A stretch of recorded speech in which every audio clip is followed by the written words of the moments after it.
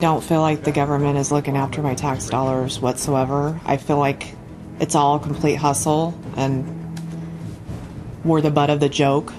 The middle class has not gotten bailed out in this entire process. We're not big banks. We're not the stock market or car dealerships. We're just a small, average people, and in Obama's eyes, we don't count. The stimulus was a shocker as well. The American Recovery and Reinvestment Act that I will sign today is the most sweeping economic recovery package in our history. The beginning of what we need to do to provide relief for families worried that they won't be able to pay next month's bills. The first steps to set our economy on a firmer foundation. You know, it seemed like we decided very quickly we'll just print more money. And that's what we've done for the last 4 years, is print more money. There's a huge trust factor. And yeah, I don't know where the money came from in the first place to be able to give us a stimulus. I'm not sure there's any watchdog groups watching any of this. It seems to be very unclear where all that money is going.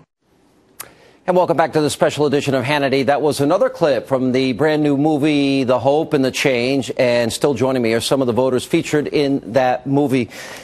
You know, President Obama said about George Bush in July of 2008 that George Bush took a credit card to the Bank of China in the name of our kids, and he rang up, $4 trillion in debt. It's now $9 trillion. That's irresponsible. That's unpatriotic. $4 trillion, 8 years. We already have $5 trillion going on 6 with Obama in under 4 years. What does that tell you about money? Well, it tells us that they're printing money, but I think that gets back to the heart of the issue. Spending money. It's spending money.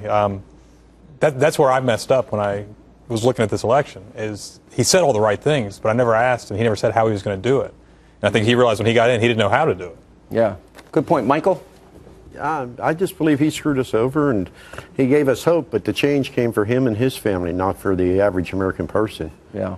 One of the things, I want to ask all of you this general question that I have. I'm a conservative. Most of you know that. I tried to vet the president in 2008. And I went back and I looked at 20 years in Jeremiah Wright's church. I interviewed Jeremiah Wright. That was the last interview he did in that election cycle in March of 2007. I looked at his relationship with Bill Ayers. He started his political career in the home of an unrepentant terrorist who was part of a group that bombed the Pentagon, the Capitol, and New York City Police headquarters. Throughout the course of that campaign, he was asked one question about Bill Ayers, gave speeches with him, sat on boards with him, and he said he's just some guy in the neighborhood. Do you think his policies represent some of his radical background? Do you think he's more radical than you thought? Yes, hands up. Anybody? Yes. Yes? Yes? No? No. Would you hang out in Jeremiah Wright's church for 20 years? No. That part, no. I would you not. Give a speech with an unrepentant terrorist that was part of a group called the Weather Underground? Well, I guess what I should clarify my no is that... All right, I'm being really mean. I'm just asking a serious question. Ask the question. And the truth is that if I don't know the things that you're speaking on, then I can't have an opinion on it. But what I do believe is that my opinions that I do have of Obama are based on the fact of what he has promised and what we actually got. I can't say a whole lot about whether or not his policies are a failure, because I think he missed an opportunity. He had the ability to execute, and he spent most of his first year, at least, trying to get everybody to agree. So this is more about results for you. Well, it's 100% about results. Yeah. So do you think vetting a president, though, on these important issues, I just think it told us a lot about him. And I was widely criticized. The president mentioned me on the campaign trail at least 10, 12 times in 2007 and 8. He doesn't really like me. But I saw that he surrounded himself with radical people.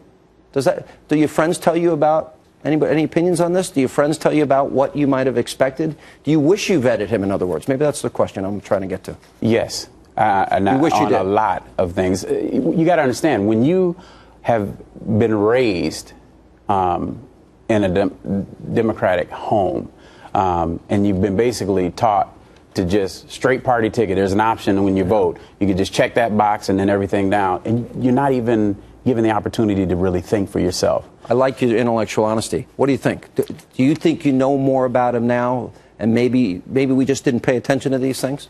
Yeah, I definitely feel I know more about him now. I think before it was a lot of, shining lights and snapshots and smiles and all that stuff that, drew many voters to him. And I'm an independent, so I didn't exactly grow up in, and the household I grew up in, a father that was Republican and a mother that was Democrat. So they basically went to the polls and canceled each other out. Yeah. So for me, that's why I became an independent. I said, well, I want to, I don't want to vote by party. I want to vote by candidate and see what they bring to the table. There's a good and bad on both sides. Yeah. No, I think anyone else on this? Yeah. Yeah, I'm an independent, and I almost always vote conservative, Republican, whatever. Yeah. And I didn't because I was frustrated, and I think that's why I didn't vet him the way I normally would have. He said everything. By the way, I was frustrated with conservatives at the time. I thought they spent too much money. But the biggest deficit George Bush had was $450 billion.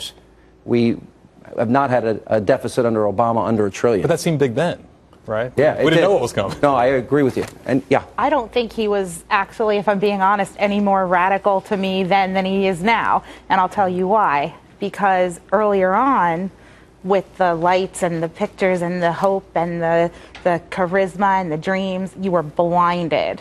And now the curtains are open. We see the man behind the curtain. You see, I viewed it as, I called it Obama mania, like people were in a trance. Yes, we can. Obama, change, change, change. And I'm not blaming people. I think it's easy to get caught up in the moment. If you go to a concert, right, you get caught up in the music of the moment. All right, we got to take a break. We're going to come back, and coming up next, so what do voters think of President Obama's lavish vacations over the past 4 years, his basketball, his golfing? Now, their answer may break your heart. That much more straight ahead.